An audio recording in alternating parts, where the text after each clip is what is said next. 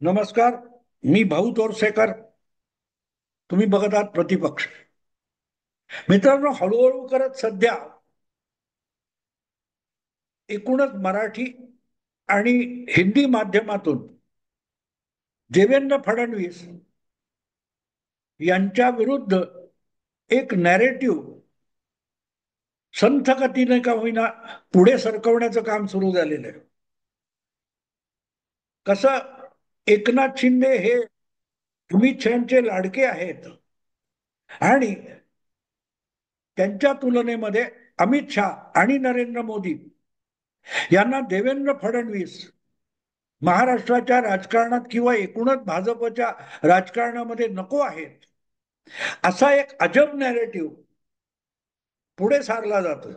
आणि ते हे असले नॅरेटिव्ह नवे नसतात. तुम्हाला आठवत असेल तर 2017 मध्ये उत्तर प्रदेशची निवडणूक भाजपने विधानसभेची निवडणूक ही कुठलाही चेहरा पुढे न करता लढवली होती. किंवा हा आमचा मुख्यमंत्री पदाचा चेहरा आहे असं केलेलं नव्हतं. केशव प्रसाद मौर्य हा प्रदेश अध्यक्ष होता आणि त्याच्या नेतृत्वाखाली आणि मोदींचा चेहरा पुढे करून ही निवडणूक भाजपने लढवली होती. आणि इतकी प्रचंड मोठी काय ती मेजॉरिटी भाजपला मिळाली की 403 मध्ये 325. अखिलेशच्या समाजवादी पक्षाला फक्त 49 जागा, तर मायावतींच्या बहुजन समाज पक्षाला अवघ्या 19 जागा विधानसभेत जिंकता आल्या होत्या. आणि त्यानंतर कोण होणार कोण होणार कोण होणार याचा घोळ जवळजवळ आठवडाभर 2 आठवडे चालू राहिला. आणि एक दिवस अचानक गोरखपूरचे खासदार योगी आदित्यनाथ यांना अमित शहाचा फोन आला की तुमच्यासाठी विशेष विमान पाठवले, दिल्लीला निघून या. आणि ते दिल्लीला गेले आणि योगी आदित्यनाथ हे भावी मुख्यमंत्री म्हणून घोषणा झाली.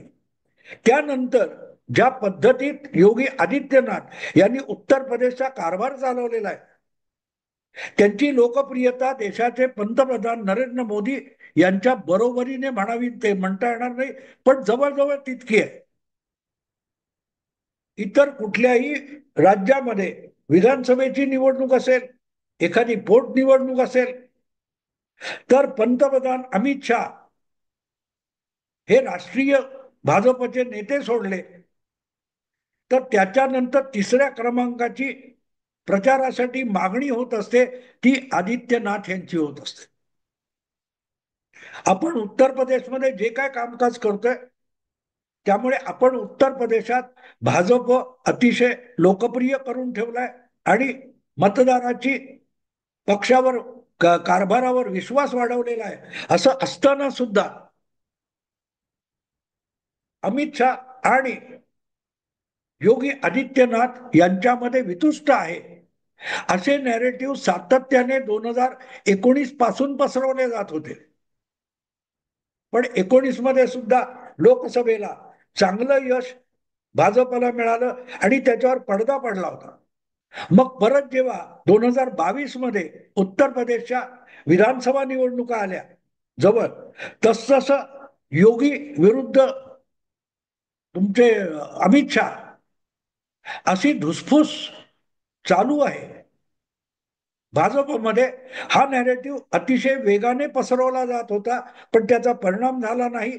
आणि परत एकदा दुसऱ्यांदा आदित्यनाथ यांचा चेहरा असताना आणि मोदी प्रचारक असताना उत्तर प्रदेशच्या विधानसभा निवडणुकीमध्ये जबरदस्त यश भाजपला मिळून गेलं. पण अशा नॅरेटिव्हचा फायदा काय असतो लक्षात घ्या. असे नॅरेटिव्ह भले मतदाराला प्रभावित करत नसले तरी त्या त्या पक्षाला विचलित करत असतात आणि विरोधी पक्षाला त्याचा लाभ मिळवण्यासाठी अशा नॅरेटिव्हचा उपयोग होत असतो. म्हणून 2022 मध्ये भाजप परत 400 पैकी 270 वगैरे जागा निवडून आणू शकलं. प्रचंड बहुमत आहे. पण लोकसभेमध्ये भाजपला दणका बसला. याचं कारण विधानसभेपासून 2 वर्ष तो नॅरेटिव्ह सातत्याने चालू ठेवण्यात आलं होतं की योगी यांच्या विरोधामध्ये उत्तर प्रदेशच्या भाजपमध्ये सर्व काही आलबेल नाहीये. अंतर्गत अनेक गट आहेत आणि त्यातले अनेक गट हे योगी आदित्यनाथ यांना पाडाला टपलेले. ज्या वेळेला असं वातावरण निर्माण केलं जातं, सातत्याने बोललं जातं, तेव्हा पक्षामध्ये कुठल्या ना कुठल्यासाठी, कुठल्या कारणासाठी नाराज असलेल्यांचं एक ध्रुवीकरण सुरू होतं. आणि ते ध्रुवीकरण जे असतं ते माध्यमातून अधिकाधिक कंड्या पिकून किंवा वेगवेगळ्या कार्यक्रमातून त्याला खतपाणी घालून सत्ताधारी पक्षामध्ये एक चलबिचल निर्माण करता येते. आणि त्याचा दुष्परिणाम गेल्या लोकसभा निवडणुकीत उत्तर प्रदेशात सुद्धा दिसला. 2 लोकसभा निवडणुकीमध्ये 70 पेक्षा अधिक जागा मिळवणारा जो भाजप होता त्याला 2 नंबरचा पक्ष व्हावं लागलं आणि समाजवादी पक्षाने 37 खासदार निवडून आणले. आणि त्याला अखिलेशच्या लोकप्रियतेपेक्षा भाजपमध्ये असलेला विस्कळीतपणा आणि जो अपपरभाव एका नॅरेटिव्हने निर्माण केला होता, आदित्यनाथ विरुद्ध अमित शहा आणि अमित शहाचा भाजप आदित्यनाथ विरोधी गटाला कसा पाठिंबा आहे, ह्या ज्या अफवा सोडल्या जात होत्या त्याचा एक व्यापक परिणाम भाजपचे अनेक कार्यकर्ते निष्क्रिय होण्यामध्ये झाला होता. हे मी एवढ्यासाठी सांगतोय की ज्या वेळेला महाराष्ट्रामध्ये देवेंद्र फडणवीस यांच्या विरोधात एक हळूहळू संथ गतीने पुढे येणारा नॅरेटिव्ह आहे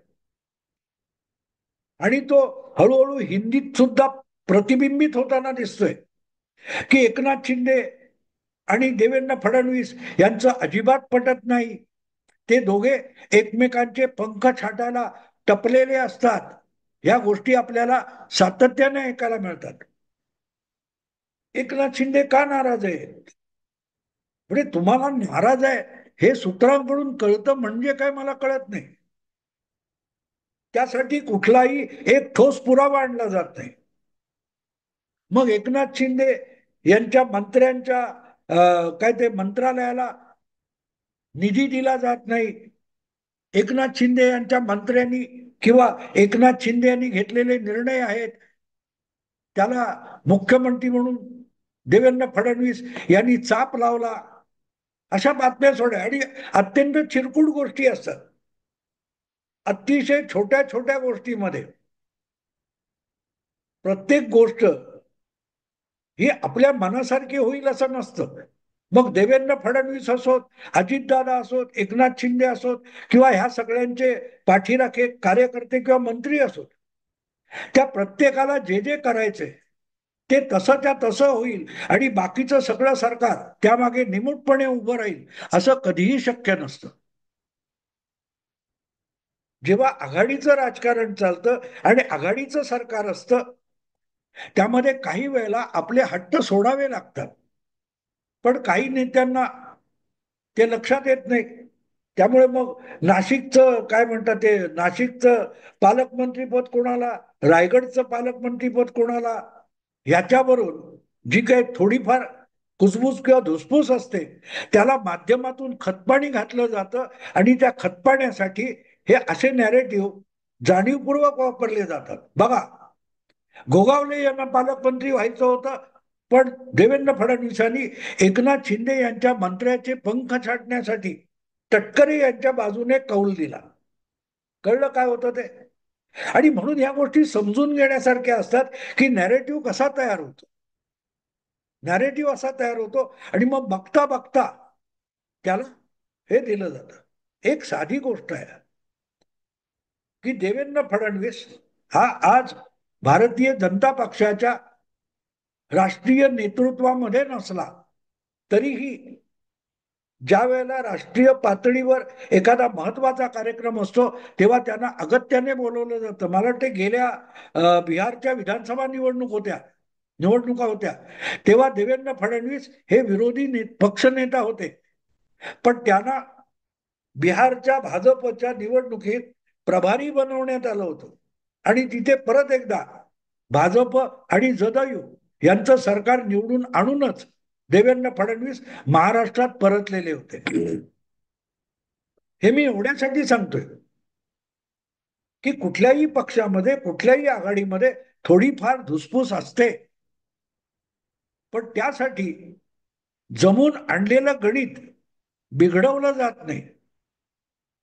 आणि मग असा विचार पुढे येतो की मग त्यात जमत नसेल तर मग मोदींनंतर कोण हा विषय सुरू करायचा. मग मोदींनंतर अमित शहाचा नंबर असेल तर त्यामध्ये देवेंद्र फडणवीस यांचीही लाईन मध्ये आहेत आणि म्हणून मग अमित शहा आणि देवेंद्र फडणवीस यांच्यातून विस्तव जात नाही आणि म्हणूनच अमित शहा वारंवार एकनाथ शिंदे यांची पाठराखण करत असतात.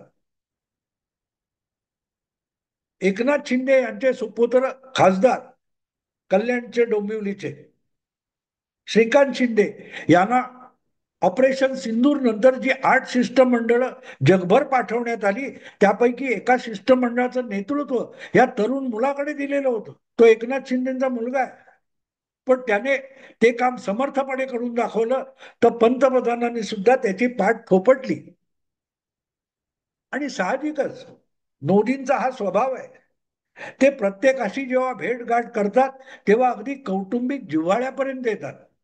आता अशा भेटीमध्ये जर मोदींनी सांगितलं असेल की अरे एकदा तुझ्या सहकुटुंब ये, आणि मग एकनाथ शिंदे हे आपले वडील आणि आपला मुलगा आणि कुटुंब आई आणि पत्नी यांना घेऊन एकनाथ शिंदे आपला श्रीकांत शिंदे जर पंतप्रधानांच्या भेटीला गेले असतील तर त्याचा देवेंद्र फडणवीसांशी उगाच संबंध लावायचा.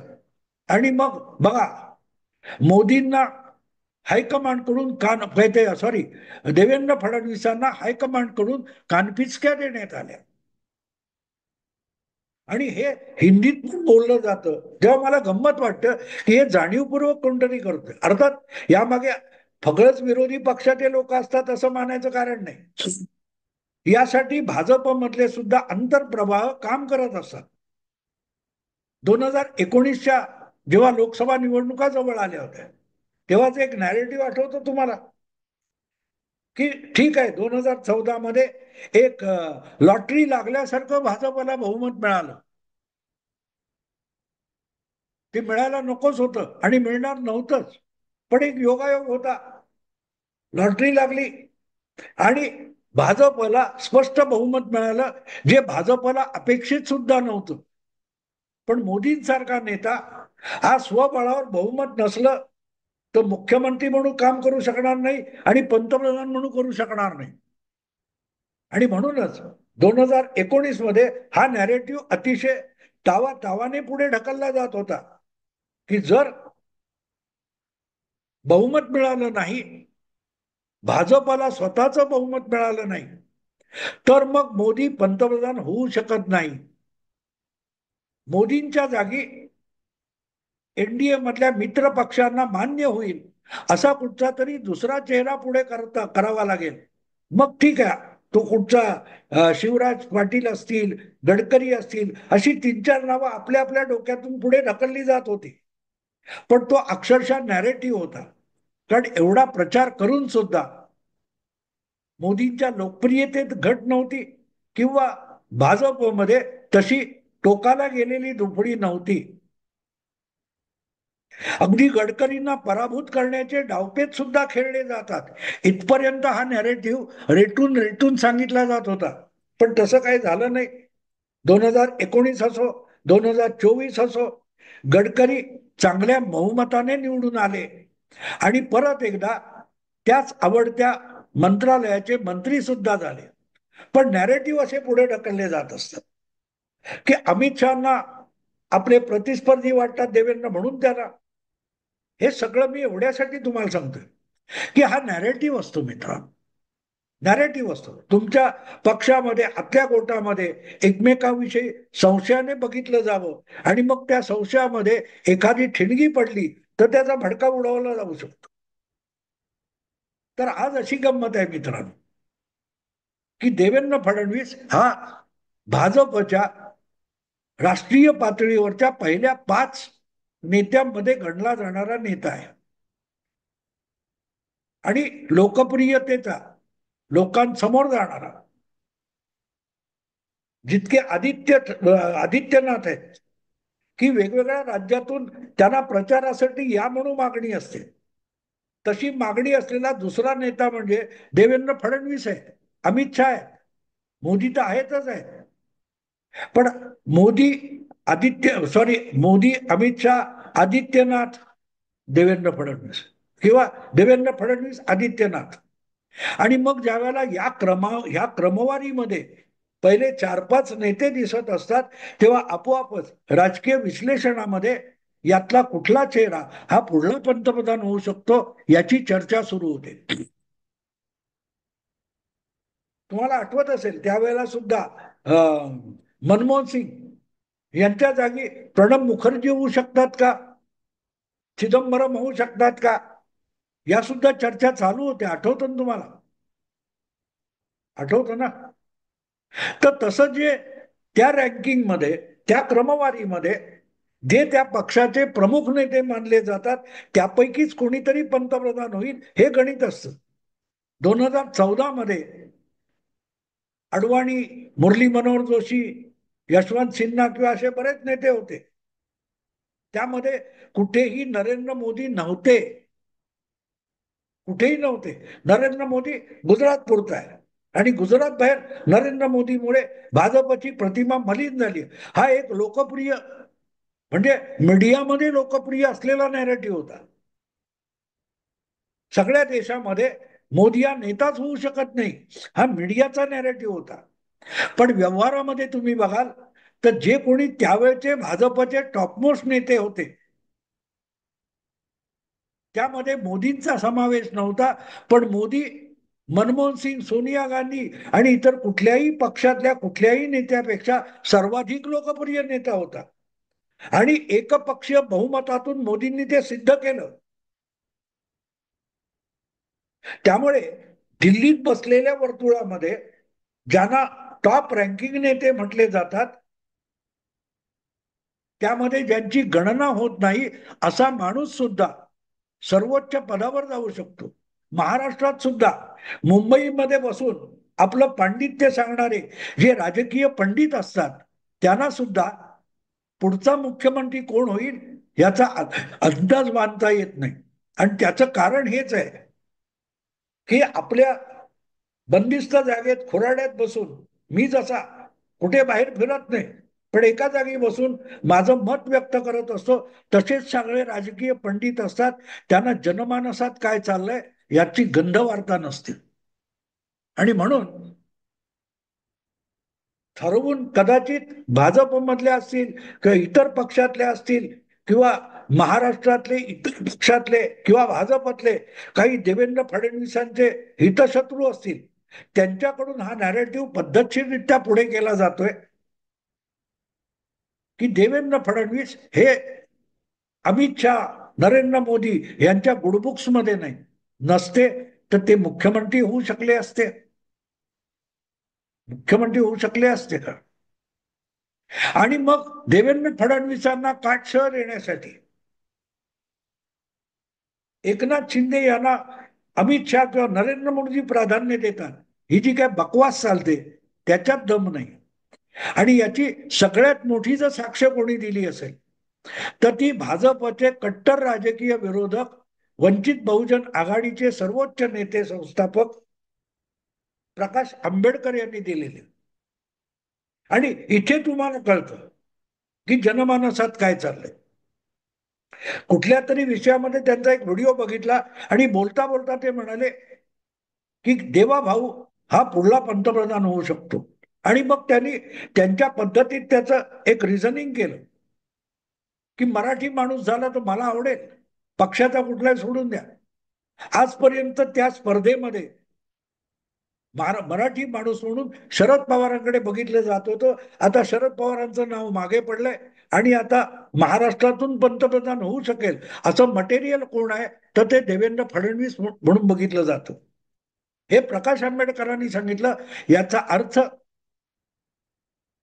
भाजपचा महाराष्ट्रातला कट्टर विरोधक असूनही जर देवेंद्र फडणवीस पंतप्रधान होऊ शकतो आणि व्हायला हरकत नाही, मराठी आहे, त्याचा अभिमान आहे, असं जेव्हा प्रकाश आंबेडकर बोलतात, तेव्हा कळतं की महाराष्ट्रातली एक सदिच्छा, जशी गुजरात मधली एक सदिच्छा नरेंद्र मोदींच्या मागे ठाम उभी असते,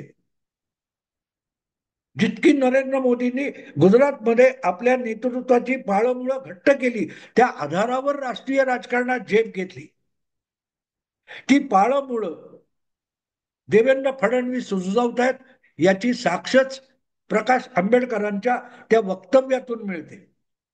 आणि जेव्हा एखादा नेता आपल्या राज्यामध्ये भक्कम पाळंमुळं रुजवतो, तेव्हाच तो राष्ट्रीय राजकारणाच्या अवकाशात झेपावणाऱ्या आपल्या फांद्या पसरू शकतो.